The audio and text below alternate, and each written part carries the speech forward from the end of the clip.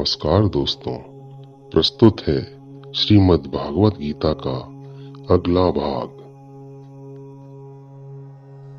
तानि सर्वाणि संयम्य युक्त आसीत मत्परः वशे हि यसेन्द्रियाणि तस्य प्रज्ञा प्रतिष्ठिता।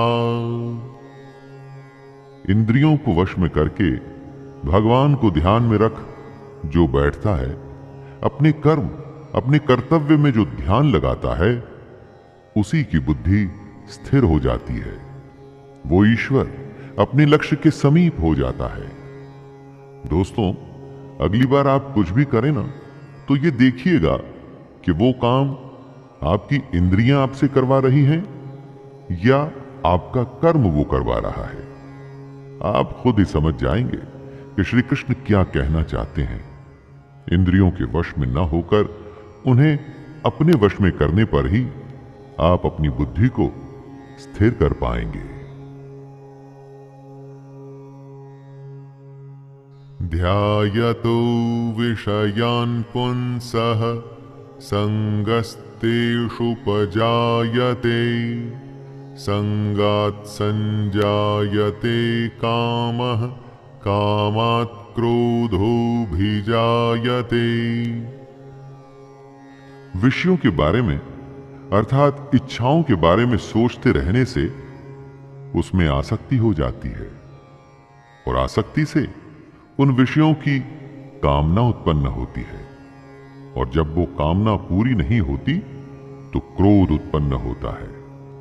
जिस तरह ज्यादा खाने से भूख बढ़ती है, ज्यादा सोने से नींद बढ़ती है, उसी तरह से जब आप अपनी इच्छाओं के बारे में सोचते रहते हैं तो बस उसी में फंस के रह जाते हैं, और उसे ही आसक्ति कहते हैं। आसक्ति के बढ़ने को कामना कहते हैं, और कामना के पूरा न होने पर गुस्सा आता है, और तब आप अपनी समझ खो देते हैं।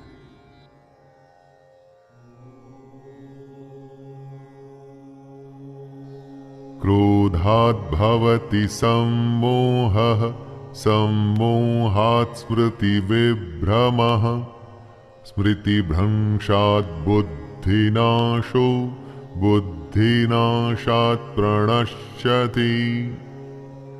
यानी सोचने की शक्ति कम हो जाती है, मूढ़ भाव से स्मृति में भ्रम हो जाता है। जब सोच नहीं सकते तो याद भी नहीं रख सकते। स्मृति में भ्रम हो जाने से बुद्धि अर्थात ज्ञान शक्ति का नाश हो जाता है। जब याद नहीं रख पाएंगे तो ज्ञान किसी काम नहीं आएगा, बुद्धि बेकार हो जाएगी, और बुद्धि का नाश हो जाने से पुरुष अपनी स्थिति से गिर जाता है। राग द्वेष वियुक्तैस्तु विषयानिन्द्रियैश्चरन् आत्मवश्यैर्विधेयात्मा प्रसादमधिगच्छति।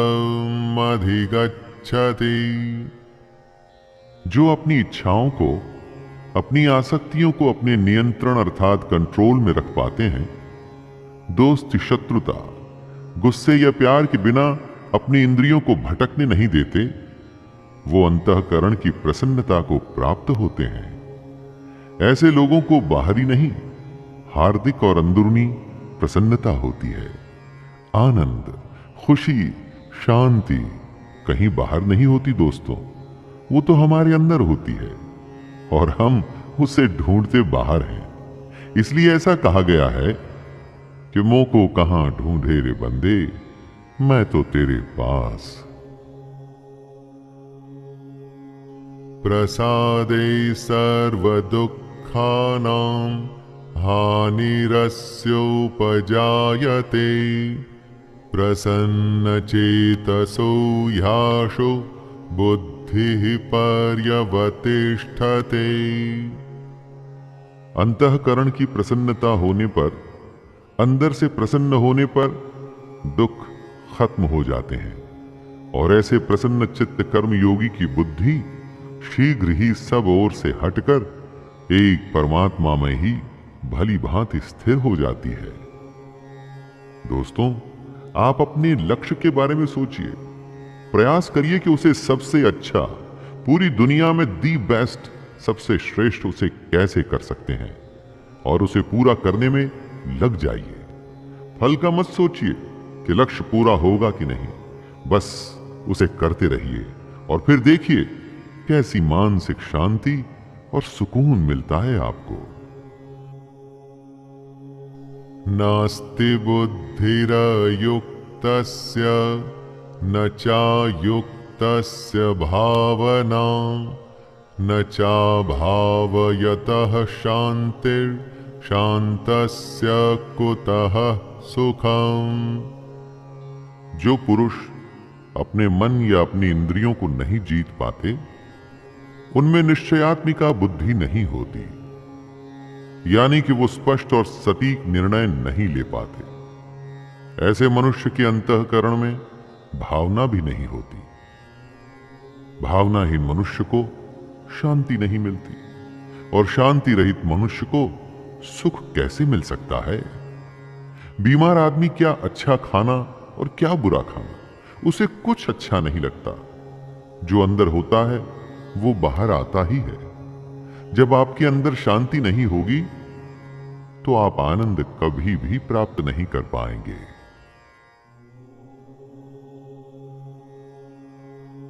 इंद्रियाणां हि चरतां यन्मनोनो विधीयते तदस्य हरति प्रज्ञां वायुर्नावमिवाम्भसे। जैसे जल में चलने वाली नाव को वायु हर लेती है, जैसे हवा पानी में चलती हुई नाव की दिशा बदल देती है, वैसे ही विषयों में विचरती हुई इंद्रियों में से मन जिस इंद्रिय के साथ रहता है, वह एक ही इंद्रिय इस अयुक्त पुरुष की बुद्धि को हर लेती है। अगर वो क्रोध में है तो और कुछ भी नहीं सोच पाएगा, और अगर प्रेम में है तो उसे किसी बात की सुध भी नहीं रहेगी। जिस भी इंद्रिय के वश में होगा, उसे उसके अलावा कुछ भी समझ नहीं आएगा। इन इंद्रियों के नियंत्रण से निकल के इनको आपके नियंत्रण में रखिए दोस्तों, फिर देखिए आपके लिए क्या संभव है। सब कुछ संभव हो जाएगा। तस्माद्यस्य महाबाहो निगृहीतानि सर्वशः इन्द्रियाणीन्द्रियार्थेभ्यस्तस्य प्रज्ञा प्रतिष्ठिता। हे महाबाहो, जिस पुरुष की इंद्रियां इंद्रियों के विषयों में सब प्रकार निग्रह की हुई हैं, उसी की बुद्धि स्थिर है। यानी जिस पुरुष ने अपनी इंद्रियों और उनसे होने वाली इच्छाओं पर पूरी तरह से रोक लगा रखी है, उसी की बुद्धि स्थिर है। और बुद्धि हमारा ध्यान ऐसी ऐसी जगह पर ले जाती है जहां पर हम उलझ के अपना असली मकसद भूल जाते हैं। बुद्धि सहारा लेती है हमारी इंद्रियों का। इसलिए अगर बुद्धि पर विजय प्राप्त करनी है दोस्तों, तो इंद्रियों को वश में करना ही होगा।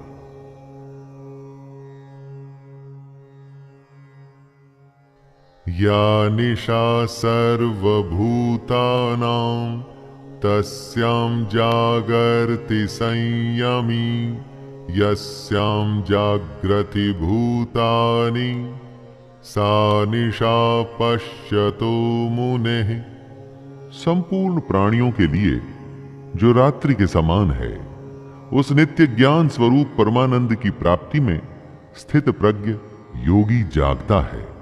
और जिस नाशवान सांसारिक सुख की प्राप्ति में सब प्राणी जागते हैं, परमात्मा के तत्व को जानने वाले मुनि के लिए वह रात्रि के समान है। दोस्तों, कृष्ण की ये बात गहरी है और समझनी पड़ेगी।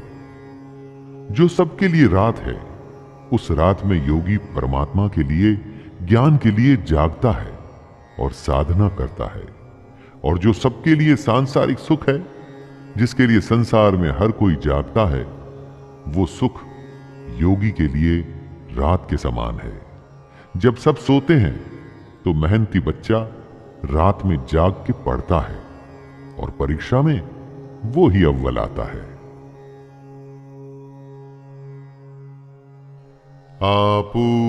आपूर्यमाणमचल प्रतिष्ठं समुद्रमापः प्रविशन्ति यद्वत् तद्वत् कामायं प्रविशन्ति सर्वे स शान्तिमाप्नोति न कामकामी।